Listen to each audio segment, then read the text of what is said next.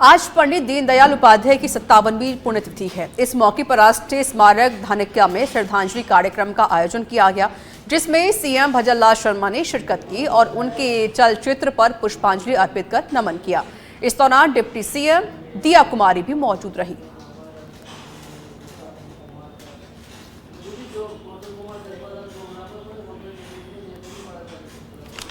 बता दें कि आज पंडित दीनदयाल की पुण्यतिथि है और इस मौके पर मुख्यमंत्री भजनलाल शर्मा ने उनको पुष्पांजलि अर्पित की और इस बीच डिप्टी सीएम दिया कुमारी भी मौजूद रही।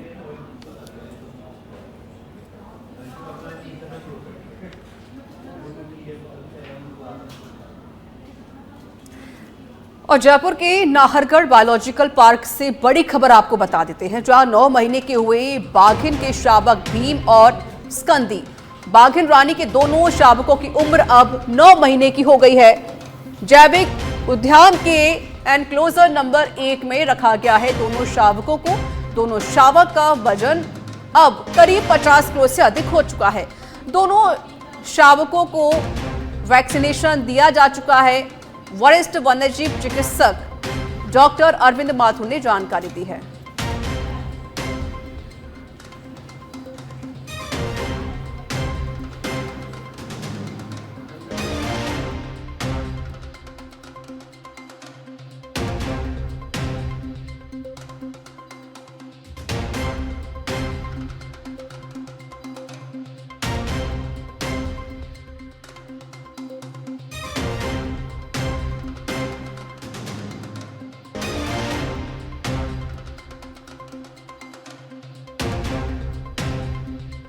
बाघिन रानी के दोनों शावकों की उम्र अब देखिए 9 महीने हो चुकी है। दोनों अब जो शावक हैं 9 महीने के हो गए हैं। जैविक उद्यान के एनक्लोजर नंबर 1 में दोनों शावकों को रखा गया है। देखभाल दोनों की जा रही है। दोनों शावकों का वजन अब 50 किलो से अधिक हो गया है। एक अच्छी खबर, दोनों शावकों को वैक्सीनेशन किया जा चुका है।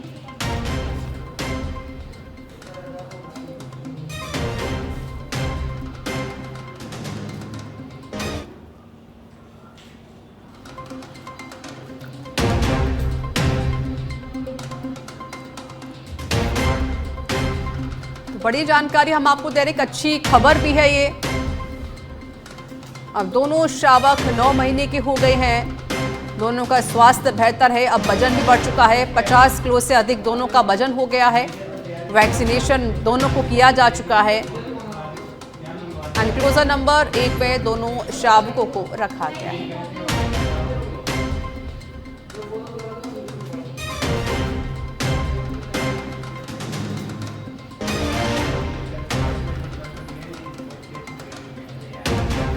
वरिष्ठ वन्यजीव चिकित्सक डॉक्टर अरविंद माथुर ने जानकारी दी है। संवाददाता निरंजन चौधरी जुड़ चुके हैं फोन लाइन पर। निरंजन, एक अच्छी खबर है ये कि अब जो दोनों शावक हैं उनकी अब उम्र 9 महीने की हो गई है। उनका स्वास्थ्य कैसा है और साथ ही ये बताइए कि वैक्सीनेशन को दिया जा चुका है। ख्याल कितना रखा जा रहा है दोनों शावकों का? देखिए ऋचा, अगर हम बात करें तो यहाँ पर जो वन्यजीव प्रेमी हैं उनमें खुशी की लहर और ये उनके लिए गुड न्यूज भी है, क्योंकि यहाँ पर अगर बात करें तो नाहरगढ़ बायोलॉजिकल पार्क में जो बाघिन के शावक हैं भीम और स्कंदी, वो अब पूरे 9 महीने के जो हैं वो हो चुके हैं। और यहाँ पर अगर उनके वजन की बात करें तो करीब 50 किलो दोनों का वजन जो है वो यहाँ पर हो चुका है।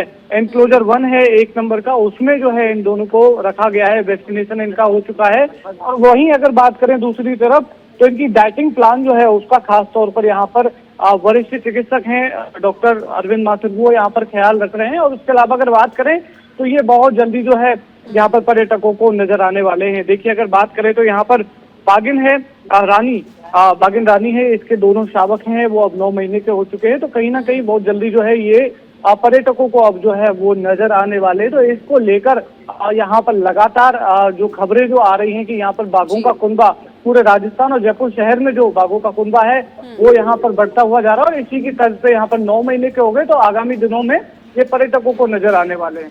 शुक्रिया निरंजन चौधरी आपका अधिक जानकारी देने के लिए।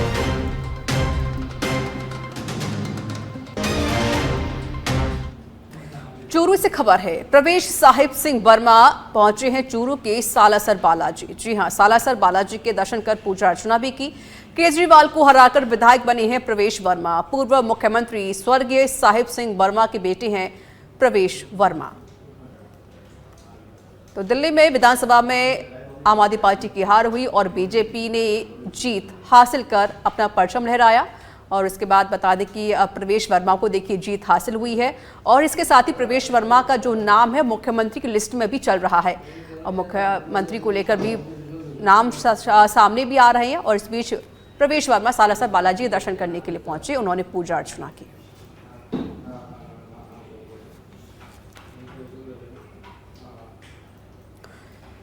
जयपुर से खबर है, एसआई भर्ती 2021 मामले में हाईकोर्ट में जनसुनवाई। हाईकोर्ट ने एसओजी के एडीजी वीके सिंह से कहा है कि आपकी बातों से लग रहा है कि आरपीएससी ऐसी संस्था जहां कुछ भी हो सकता है।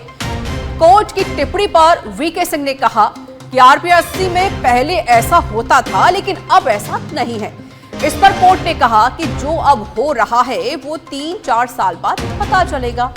इस पूरे मामले में आरपीएससी साइलेंट क्यों है, ये सवाल भी खड़ा किया है।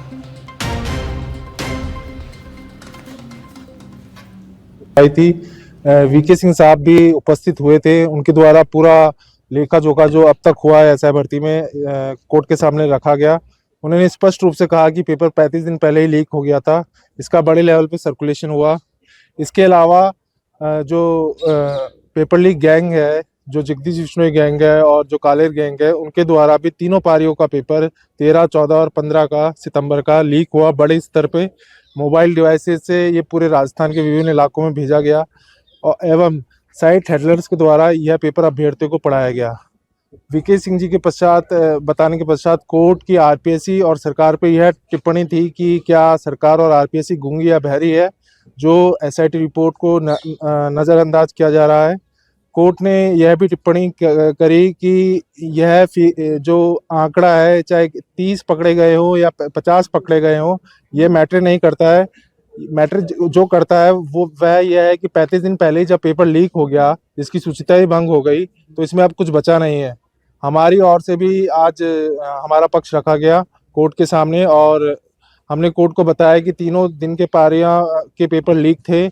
इसमें बड़े लेवल पे डमी अभ्यर्थी भी बैठे थे। कई अभ्यर्थी ऐसे थे जो 2 दिन तो दूसरे कैंडिडेट्स के लिए बैठे और तीसरे दिन अपने खुद के लिए बैठे और तीनों दिन उनका चयन हुआ है। इसलिए हमारी कोर्ट से ये दरखास्त थी कि ये पूरी भर्ती रद्द होनी चाहिए एवं कल भी इसकी सुनवाई जारी रहेगी। 3 बजे कोर्ट ने इस मैटर को वापस रखा है। आज की सुनवाई में कल जो डायरेक्शंस दिए थे कोर्ट ने, उसके अनुसरण में आरपीएससी के चेयरमैन, जो एक्टिंग चेयरमैन है, और मिस्टर वीके सिंह, जिन्होंने जो एसआईटी की रिपोर्ट बनाई है, वो कोर्ट के समक्ष उपस्थित रहे और उन्होंने एक्सप्लेन किया कि क्या इन्वेस्टिगेशन में उन्होंने पाया। दरअसल ये सारी की सारी कहानी 13 अगस्त 2024 के पहले की थी। जो आरपीएससी के मेंबर्स को बाद में अरेस्ट किया गया है, वो सब्सिक्वेंट इवेंट्स हैं। That was not part of the record. It was specifically asked by the court कि ये रिपोर्ट जो है एसआईटी की, ये किसके निर्देश पर बनाई गई, किस अथॉरिटी से बनाई गई। तो इसका जवाब उनकी तरफ से ये दिया गया कि ये उन्होंने अपनी खुद की मर्जी से बनाई है। और हमारी तरफ से ये हमने प्रिलिमिनरी ऑब्जेक्शन रेज किया कोर्ट में कि याचिकाकर्ताओं के पास अभी कोई कॉज ऑफ एक्शन नहीं है, ऐसा कोई आदेश नहीं है राज्य सरकार के द्वारा पारित किया गया जिसको वो चुनौती दे रहे हैं।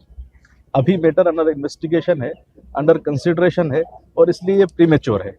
ये राज्य सरकार की ओर से भी कहा गया और हम जो सिलेक्टेड कैंडिडेट की तरफ से रिप्रेजेंट कर रहे हैं उनकी तरफ से भी कोर्ट को प्रिलिमिनरी ऑब्जेक्शन हमने रेज किया। इसके अलावा हमने ये भी कहा कि ये सारी की सारी जो कवायद है, जो whole exercise for cancellation of the selection process is initiated on the basis of the SIT report. और वो एसआईटी रिपोर्ट यानी कि जिसका जो जेनेसिस है वो बिना अथॉरिटी ऑफ लॉ के, किसी कानून के द्वारा उसको संबल प्रदान नहीं किया गया। It is without any authority of law. आगे निरंतर सुनवाई के लिए कोर्ट ने कल 3 बजे वापस रखा है मामले को। निरंतर इसमें सुनवाई जारी रहेगी सब इंस्पेक्टर के इस पूरे मामले में।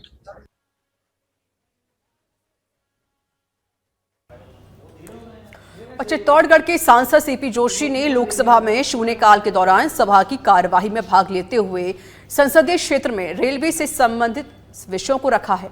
उन्होंने उदयपुर, कोटा, बाया, चंदेरिया, दोहरीकरण व मेवाड़ से अहमदाबाद सूरत वंदे भारत ट्रेन चलाए जाने का आग्रह भी किया है।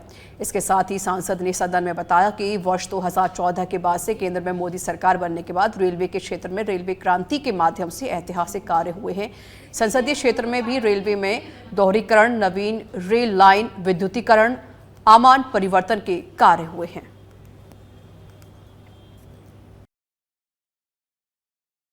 है जहां स्टेशन इलाके में अतिक्रमण पर कार्रवाई के दौरान हंगामा देखने को मिला। मीट शॉप पर अतिक्रमण हटाने की कार्रवाई को लेकर हंगामा किया गया। दुकान संचालक की निगम के अतिक्रमण दस्ते और पुलिस अधिकारी ने से हाथापाई भी हुई है। कासिम अली गली में कई मीट शॉप ने किया बड़े पैमाने पर अतिक्रमण। निगम दस्ते ने 2 मीट शॉप को सीज किया है। बड़े पैमाने पर दुकानों के अतिक्रमण को जेसीबी से हटाया गया है और इस दरमियान हंगामा देखने को मिला है।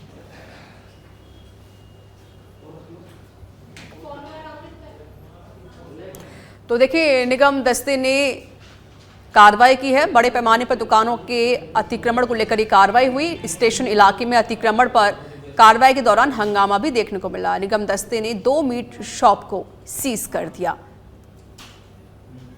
बड़े पैमाने पर दुकानों के अतिक्रमण को जेसीबी से हटाया गया है। ये तस्वीरें आप देखिए, जेसीबी से जो अतिक्रमण कर रखा है उसको हटाया गया और निगम दस्ते ने 2 मीट शॉप को सीज कर दिया। लेकिन इस बीच जमकर हंगामा भी देखने को मिला।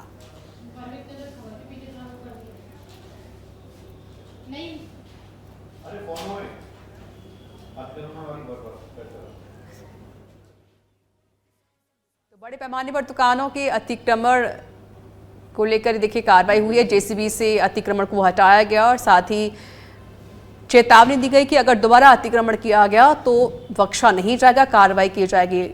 कोटा से संवाददाता भूपेंद्र सिंह जुड़ चुकी हैं फोन लाइन पर। भूपेंद्र, निगम दस्ते ने बड़ी कार्रवाई करते हुए 2 मीट दुकान को सीज कर दिया, साथ ही बड़ी कार्रवाई की गई। ये बताना चाहूंगा, स्टेशन इलाके में जो कई सालों से अतिक्रमण था, आज जो निगम की टीम थी पुलिस जाब्ते के साथ ही निगम के जाब्ते के साथ वहां पहुंची और अतिक्रमण हटाने की कार्रवाई की। उसमें जो अतिक्रमणी थे उन्होंने जो डीआईएसपी थे उनके साथ धक्का मुक्की करने की कोशिश की कि हालांकि शांतिपूर्वक अतिक्रमण हटाने की कार्रवाई जारी है अभी भी। और जो कासिम गली है वहां पर 2 मीट की दुकानों को सीज किया गया है। चिकन सेंटर से दोनों को सीज किया गया है। साथ ही जो अतिक्रमण थे उनको तुरंत प्रभाव से हटाते हुए उनको जो सामान बाहर रखे हुए थे उनको जब्त करने की कार्रवाई वो लगातार अभी भी जारी है। जी शुक्रिया भूपेंद्र आपका अधिक जानकारी देने के लिए।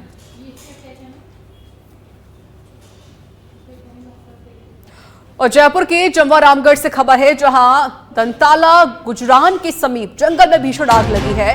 वन क्षेत्र और गौचर भूमि में ये आग फैली है। आग की सूचना के बाद जिम्मेदार नहीं पहुंचे हैं। इस वक्त की बड़ी खबर, बड़ी जानकारी, दंताला मीड़ा ग्राम पंचायत का पूरा मामला है, जहां पर एक जंगल में भीषण आग लगी। हालांकि आग लगने की क्या कुछ वजह रही, अभी वो सब तस्वीरें सामने नहीं आ सकी हैं, क्लियर नहीं हो सका है। लेकिन जो जिम्मेदार हैं वो अभी तक नहीं पहुंचे हैं। तो इस वक्त की बड़ी खबर और बड़ी जानकारी हम आपको दे रहे हैं जयपुर के जमवा रामगढ़ से, जहां पर जंगल में आग लगी। तस्वीरें आप देखिए, ये तस्वीरें आपको नजर आ रही होंगी। एक जंगल में ये भीषण आग लगी है। ये आप देख सकते हैं तस्वीरों में।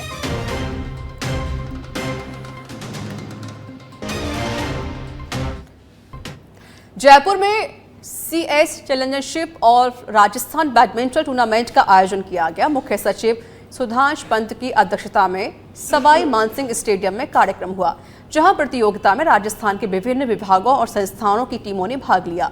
तो वहीं फाइनल में शासन सचिवालय की टीम ने शानदार प्रदर्शन करते हुए SMS मेडिकल के डॉक्टरों को हराकर चैलेंजरशिप प्रतियोगिता में शानदार जीत दर्ज की है।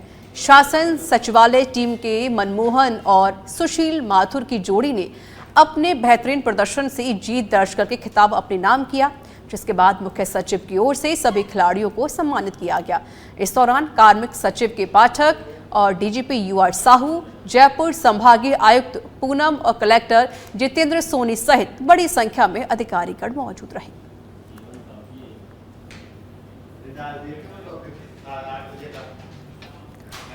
जयपुर से खबर है, सचिन पायलट पहुंचे हैं कैबिनेट मंत्री कर्नल राज्यवर्धन सिंह राठौर के आवास पर। जी हां, मंत्री राज्यवर्धन सिंह राठौर के पिता को श्रद्धांजलि अर्पित की। स्वर्गीय कर्नल लक्ष्मण सिंह राठौर जी को श्रद्धांजलि अर्पित की गई है। साथ ही राठौर सहित परिवारजनों से मुलाकात कर संवेदनाएं व्यक्त की।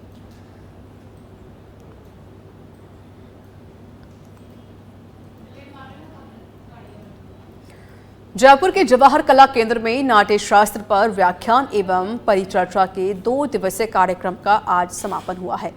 इस परिचर्चा में नाटक की बदलती शैलियों पर प्रकाश डाला और बताया कि पाश्चात्य शैली से प्रभावित नाटकों में नाट्य शास्त्र के मूल तत्वों की कमी देखी जाती है। इधर निर्देशक भारत रत्न भार्गव ने बताया कि मुगल काल और ब्रिटिश शासन के समय नाट्य शास्त्र को भारी नुकसान हुआ।